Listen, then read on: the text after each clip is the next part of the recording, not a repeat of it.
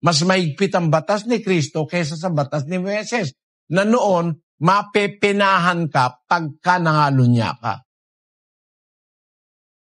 Yung pangangalo niya na nagkakasala ka, hindi mo pa ginagalaw yung babae, sinabi ni Kristo doon sa Mateo, Kapitulo 5, ang versikulo ay 28. Datapwat sinasabi ko sa inyo na ang bawat tumingin sa isang babae na taglay ang masamang hangad ay nagkakasala na ng pangangalo niya sa kanyang puso. Ang pangangalo niya sa panahon ni Moises ay kung halimbawa sumiping ka sa asawa ng iyong kapwa o sa hindi mo asawa.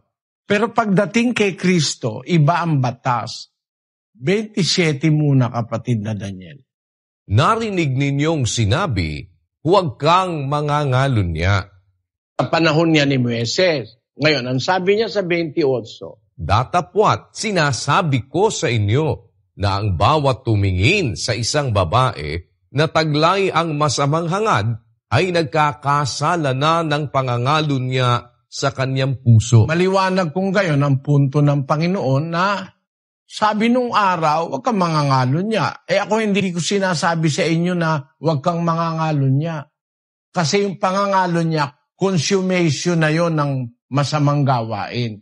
Ang sinasabi ko sa inyo ay ang tingin pa lang sa babae na meron kang masamang hangad sa puso, ibig sabihin, dito pa lang sa panggagalingan ng pangangalo niya, yung root cause, yung pinakaugat, pinipigil na ni Kristo. Mas mahigpit ang batas ni Kristo kaysa sa batas ni Moises, na noon, mapepinahan ka pagka nangalo niya ka. Kay Kristo, tumitingin ka pa lang, taglay mo ang masamang hangad, nagkakasala ka na ng pangangalo niya. Kaya kay Kristo, hindi ang bawal lang, yung pagpatay. Ang bawal, yung mapuot ka. Kasi yung puot, yun ang humahangga sa pagpatay. Yun ang ugat ng pagpatay. Pangkaraniwan, ang ugat ng pagpatay, yung puot sa kapwa. Kaya ang sabi ng unang Juan 3:15, ang sino mang napopuot sa kanyang kapatid ay mamamatay tao. At nalalaman ninyong sino mang mamamatay tao ay hindi pinananahanan ng buhay na walang hanggan. Kay Moises, magkakaroon ka ng penalty pag pumatay ka. Buhay sa buhay, ngipin sa ngipin, kamay sa kamay, etc. Pero kay Kristo, inaalis niya yung pinanggagalingan ng gano'n na mananakit ka ng kapwa, inaalis niya. Kaya sabi niya, iibigin mo ang iyong kaaway. Pag nagutom, papakainin mo. Pag nauhaw, papainumin mo. Yun ang sabi niya. Yung kaaway mo, idadalangin mo pa sa Diyos. Paano kang papatay pa nun? May mga iglesia, pumapatay talaga ng kaaway. At ang masama pa, ang pag-iisip nila, pag pumapatay sila, naglilingkod sila sa Diyos. Basahin natin yung Juan 16:2. Kayo'y palalayasin nila sa mga sinagoga. Oo, dumarating ang oras na ang sino mang pumatay sa inyo ay aakalaing naghahandog siya ng paglilingkod sa Diyos. Yan ang pinakamasama sa lahat na naituro ng mga pastor at mga leader ng relihiyon.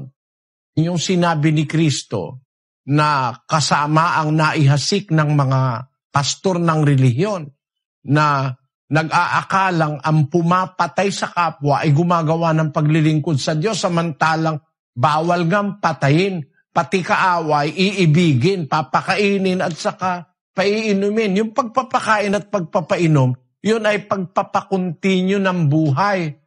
Para patayin mo, labag kay Kristo. Magkaibang batas ni Kristo at ni Moises. Kay Moises, huwag kang papatay. Kay Kristo, huwag kang magagalit sa kapwa. Huwag kang magmamalupit sa kapwa. Hindi ka nahahangga sa pagpatay. Ganon din yung pangangalo niya. Kung halimbawa, ang pangangalo niya ay kinukondena ng batas ni Moises, pinapatay, binabato. Kay Kristo, para mapigilan ka sa pangangalo niya, ipinagbawal niya na yung pagtingin sa babae na may masamang hangad sa puso. Yun ang nagpapa-increase ng secretion ng hormones na para makaramdam ka ng libido at pag tumitingin ka ng may paghahangad sa puso. At dadating sa punto na mahihirapan ka ng kontrolin. Madadala ka na ng demonyo na iraos yung nararamdaman mong kahalayan o kalibugan na bawal din ng Panginoong Kristo.